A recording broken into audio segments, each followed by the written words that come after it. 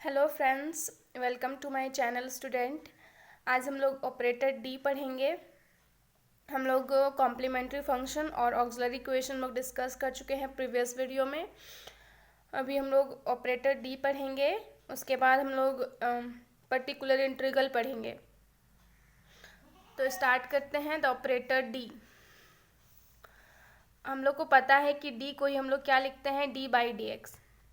ठीक है, तो इसी को हम लोग बोलते हैं operator D.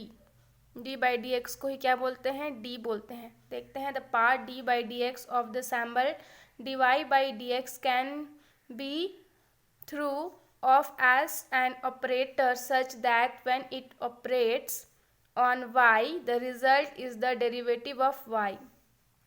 From this point of view the symbol d by dx is called an operator. तो ऑपरेटर क्यों बोला जाता है, क्योंकि हम लोग देखते हैं कि d y by d x, ठीक है, हमेशा y का फंक्शन रहता है। देख सकते हैं कि d बाई डी एक्स में क्या ऑपरेट रहता है, y। ठीक है, तो यहाँ पे हमेशा d बाई डी एक्स के साथ y रहता है। तो y क्या है, ऑपरेट है किस पे, d बाई डी एक्स पे। तो इसलिए हम लोग उसको operator d by d x क्या हो गया, ऑपरेटर हो गया किसका, y का। तो हम लोग को पता है d को हम लोग लिखते हैं d बाई डी एक्स। तो d square y by d x को क्या लिखेंगे, d square. D cube by d x को डी क्यू। अगर हम लोग मल्टीप्लाई कर देते हैं y तो क्या हो जाएगा, d y d square y, क्योंकि यहाँ मल्टीप्लाई कर दिए y से, डी क्यू वाई। ऐसे ही डी एन के लिए क्या हो जाएगा, तो डी एन वाई हो जाएगा। तो ये क्या है, ऑपरेटर है। तो हम लोग जब पर्टिकुलर इंटीग्रल देखेंगे, उसका क्वेश्चन आंसर सॉल्व करेंगे, तो हम लोगों को डी के फॉर्म में उसको लिखना है। हम लोग को d y by d x नहीं लिखना है, डी लिखना है, ऑपरेटर डी लिखना है। उसके बाद हम लोग को क्वेश्चन को सॉल्व करना पड़ेगा। और एक बात है, जैसे हम लोग देख सकते हैं 1/d है, उसको हम लोग इसको d इन्वर्स लिख सकते हैं। 1/d स्क्वायर, उसको d -2 लिख सकते हैं। ये इन्वर्स के फॉर्म में, इसलिए इन्वर्स लिखेंगे। ठीक है, अब हम लोग देखेंगे प्रॉपर्टी ऑफ d। ये जो d है, जो कि एक ऑपरेटर है, उसका कुछ प्रॉपर्टी भी होता है। तो ये प्रॉपर्टी भी बहुत इंपॉर्टेंट है। जैसे हम लोग अलजेब्रा में प्रॉपर्टी पढ़ते हैं, डिस्ट्रीब्यूटिव लो, एसोसिएटिव लो, आइडेंटिटी, इन्वर्स, तो इसमें भी सेम टाइप का ही होता है। ऑपरेटर में भी कुछ प्रॉपर्टीज होते हैं सेम अलजेब्रा टाइप के। तो देखते हैं, the operator D is obey the ordinary law of algebra. तो देख सकते हैं यहाँ पे ओबे करता है ऑर्डिनरी लॉ ऑफ अलजेब्रा को ऑपरेटर डी। तो यहाँ पे 4-5 प्रॉपर्टी है, उसको रिमेम्बर करना है। पहला प्रॉपर्टी नंबर 1 है D you plus V equal to क्या हो जाएगा, D you plus D V. This is a distributive law. D plus A है, तो क्या हो जाएगा, D you plus A N U. यहाँ से हम लोग देख सकते हैं, इसको हम लोग u था तो a प्लस डी यू भी लिख सकते हैं। Then d a u equal to ये हो गया, a is a constant, then d और u। यहाँ पे एक लाइन है, commutative law with a constant only. ये केवल कांस्टेंट के साथ ही होता है। यहाँ पे अगर हम लोग यू ए जगह in place of A V अगर रख देते हैं तो ये होल्ड नहीं करेगा।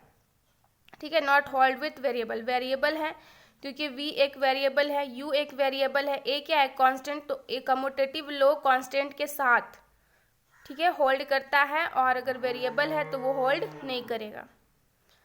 4 है d m d n u equal to d m plus n u, the index law, इसको बोलते हैं इंडेक्स लो। ठीक है, ये दोनों ऐड हो गया और ये u का u ही होगा। यहाँ पे प्रॉपर्टी नंबर 5 है d plus alpha D plus beta और मल्टीप्लाई बाई u है।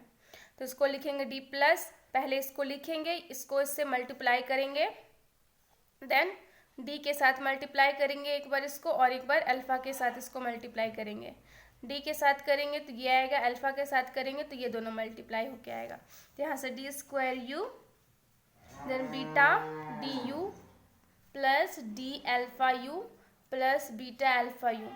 यहाँ से देख सकते हैं डी को कॉमन निकालेंगे। ठीक है, यहाँ से डी जहाँ जहाँ से कॉमन निकलेगा वहाँ से हम लोग कॉमन निकाल लेंगे, तो डी प्लस बीटा और डी प्लस अल्फा यू हो जाएगा।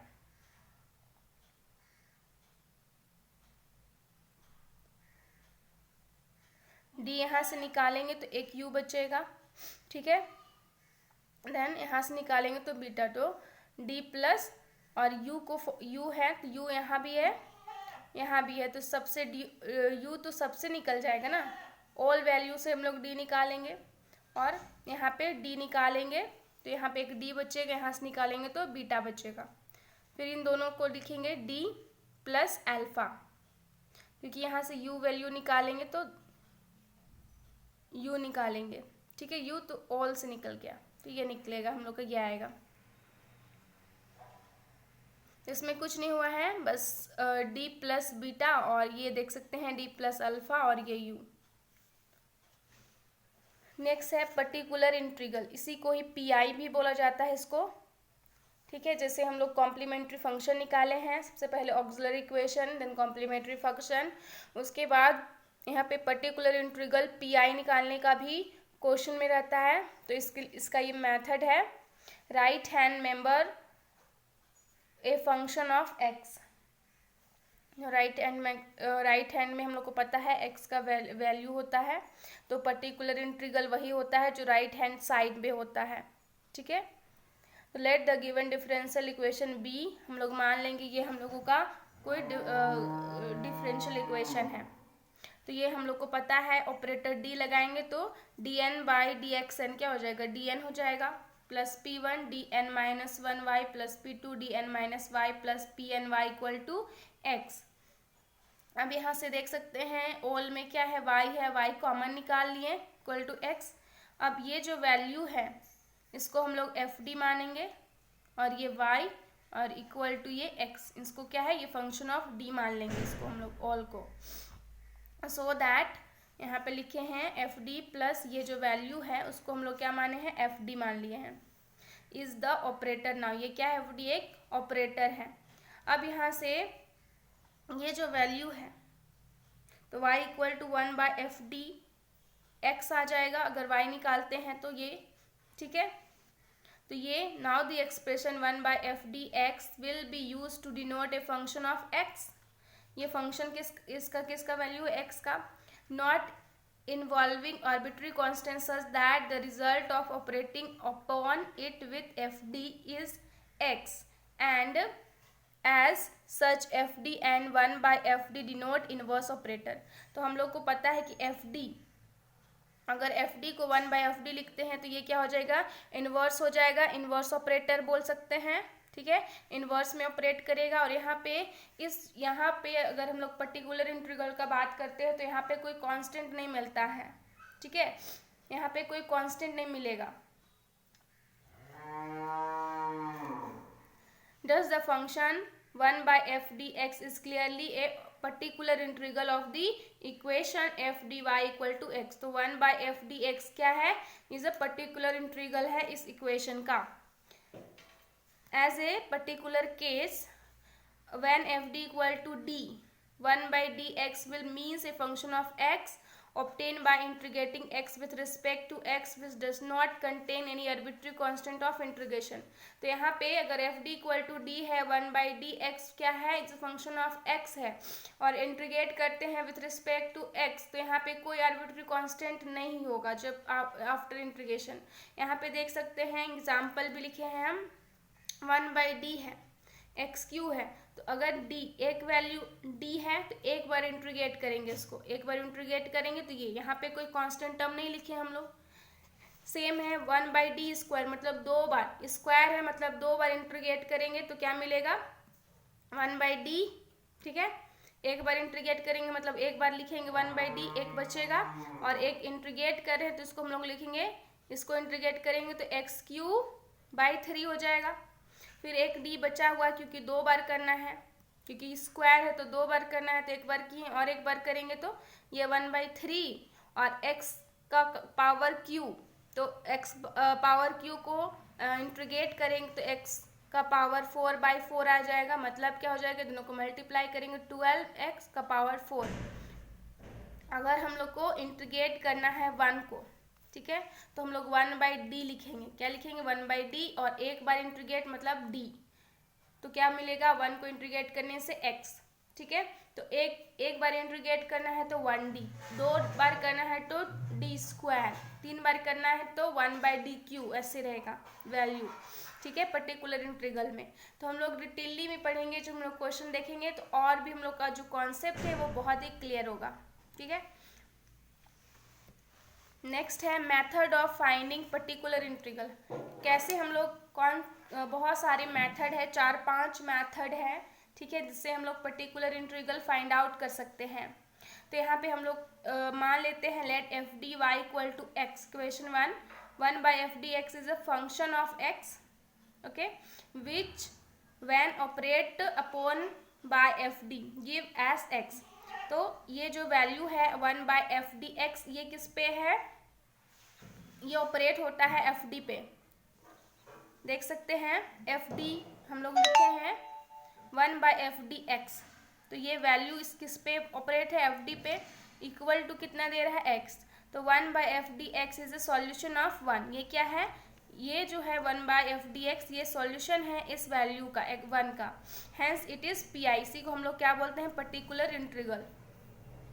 और बहुत सारे मेथड्स हैं, केसेस, जिससे हम लोग पर्टिकुलर इंटीग्रल फाइंड आउट कर सकते हैं। और ये जो लिखे हैं ये हम लोग जब क्वेश्चन बनाएंगे तो और भी ज़्यादा क्लियर होगा, ठीक है। भी x के फॉर्म में है तो उतनी क्लैरिटी नहीं है, बट जब क्वेश्चन बनाएंगे तो ज़्यादा क्लैरिटी आएगी। यहाँ पे देख सकते हैं हम लोग पाँच है यहाँ पे दिया हुआ, तो पांचों पढ़ेंगे, एक एक करके पढ़ेंगे पर्टिकुलर इंटीग्रल। जब हम लोग का x इक्वल टू ax होगा तो पर्टिकुलर इंटीग्रल क्या होगा? x equal to sine x, और cos x होगा तो पर्टिकुलर इंटीग्रल क्या होगा? x इक्वल टू x का पावर m, और m क्या है? एक पॉजिटिव इंटीजर है। तब हम लोग का पर्टिकुलर इंटीग्रल क्या होगा? x equal to ax v, जहाँ पे v क्या है? फंक्शन ऑफ x है, and x equal to xm v is any function of x। तब हम लोग का पर्टिकुलर इंटीग्रल क्या होगा? तो एक एक करके हम लोग देखेंगे। सबसे पहले जो मेथड है x इक्वल टू e का पावर ax, ये देखते हैं।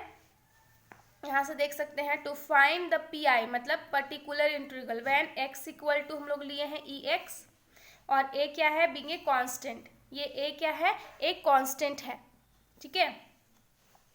तो we know that d EAX, हम लोग को पता है अगर d है, ऊपर में है d, तो हम लोग डिफ्रेंशिएट मतलब, ठीक है, डिफ्रेंशिएशन करना है। अगर d ऊपर में है तो डिफ्रेंशिएट, अगर 1/d है तो उसको क्या करना है?